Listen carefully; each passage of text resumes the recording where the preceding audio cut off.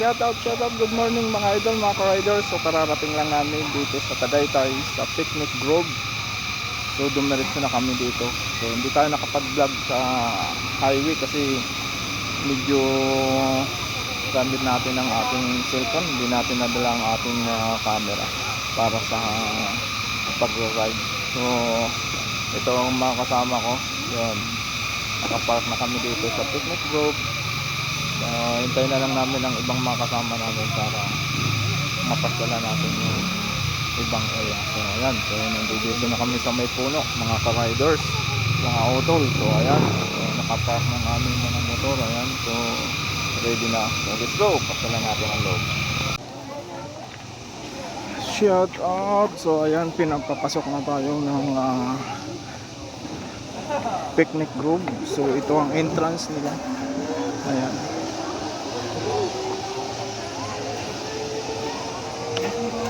So yun ang zip line hanggang doon sa kabila. Ayan.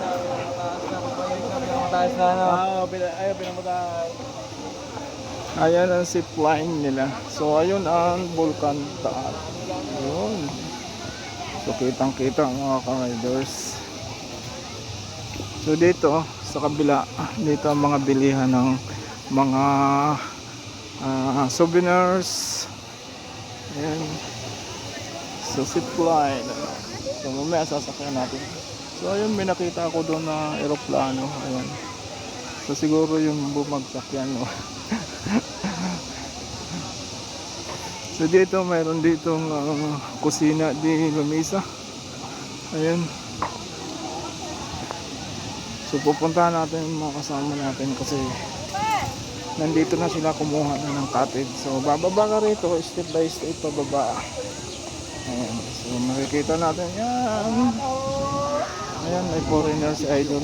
Nakadari na. Nakadari si ako. So ayan, pagbaba mo doon, puro cottage na yung lahat. Dito, family cottage. Ayan.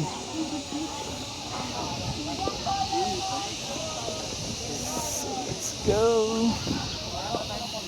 So ayan, nakikita ko na sila. Yun ang kinuha naming cottage mga idol, mga ka-rider, kasi dyan sila. Ayan, so 400 family.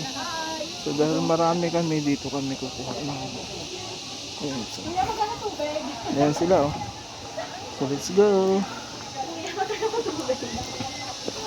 So ayun, may mga nagtatambay dun. So ayun, ang Volcan Taal sa baba. So dito muna kami, nandito na sila. Ayan. So let's go. Hintayin natin. Video to, lakad! Ano ba naman? Dito! At yun na nga, sinalubong natin yung mga kasama pa natin na nag-commute. So dumating na sila. So sasama na ayan, natin sila doon sa ating cottage kung saan tayo nakapusto. Ayan ang mag-iina. Ayan, so pupunta kami rito. Ikutin muna namin guys.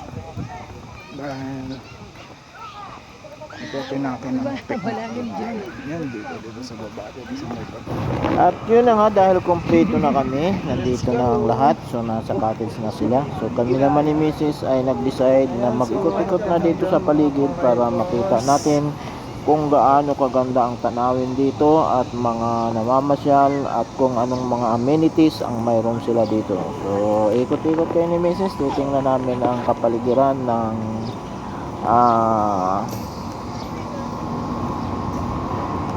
Picnic Grove ng Tagaytay City.